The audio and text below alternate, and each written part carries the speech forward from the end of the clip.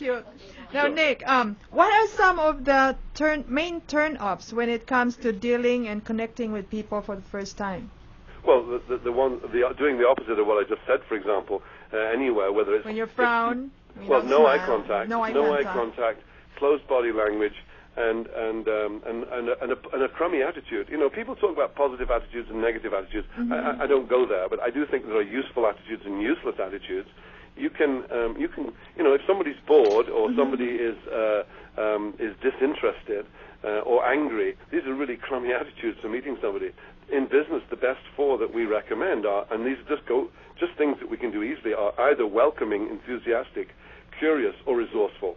Those are great attitudes to have in business. And you know, when I talk about business, all business, I don't care what you do for a living, all business is about taking good ideas to market.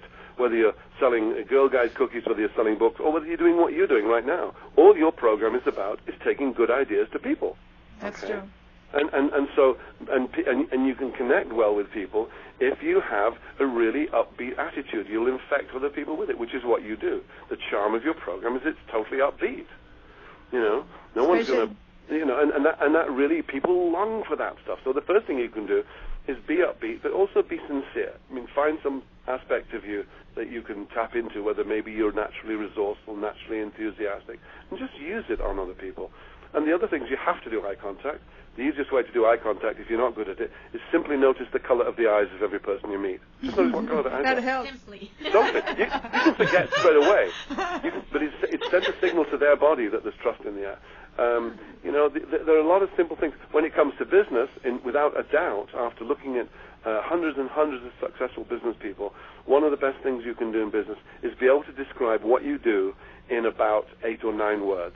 Okay? Wow. And it has nothing to do with what you. Let me give you an example. Marriott hotels, what their idea behind what they do is this: we make people away from home feel as if they're among friends. Okay, they're not talking about the best valet parking, the best soup, or the comfiest pillows. They just say we make people feel away from home feel as if they're among friends.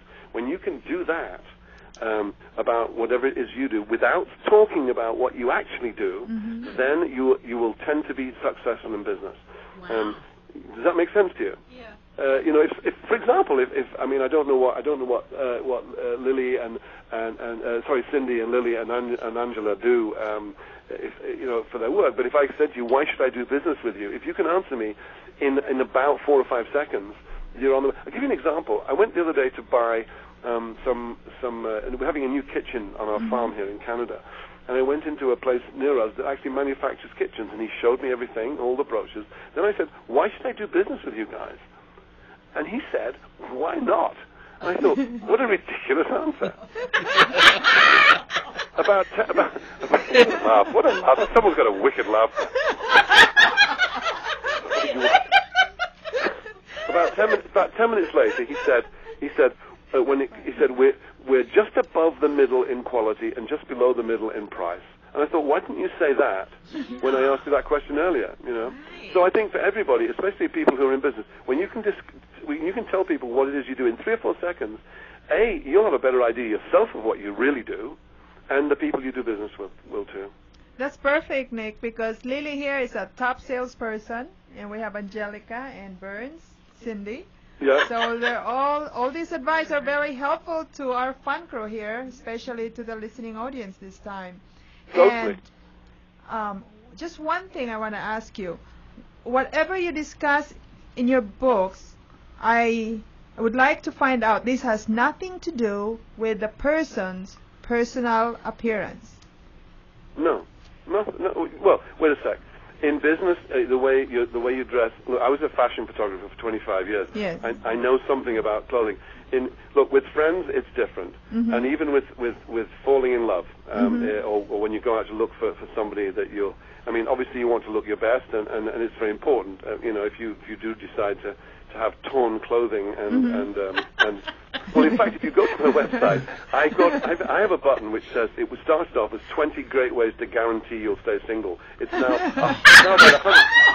how about 130? It's a really cool Keeps growing. It keeps growing. Well, people send things in. One,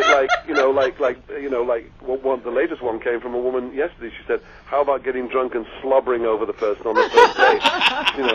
But there's tons of them there. Like, don't clean your teeth. Pick your nose in public. All these things.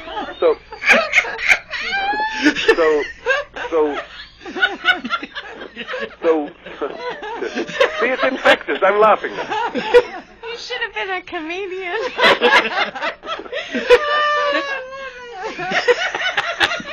Now we're in trouble. That's what I mean. 20 minutes of hysterics. We're in big trouble, Nick. Okay. So what was the most useful advice that you receive in your 134 ways to stay single? Well, oh my goodness, where do we begin? If I could, something, I'm going to, I've got it right here in front of me. Whilst you guys laugh, I'm going to go to my site.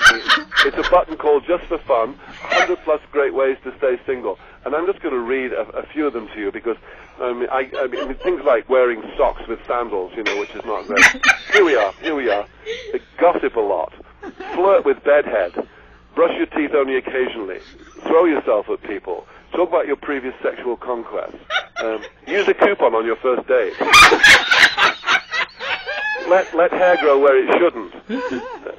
Eat with your mouth open and, if possible, make lots of noise. Snort when you laugh.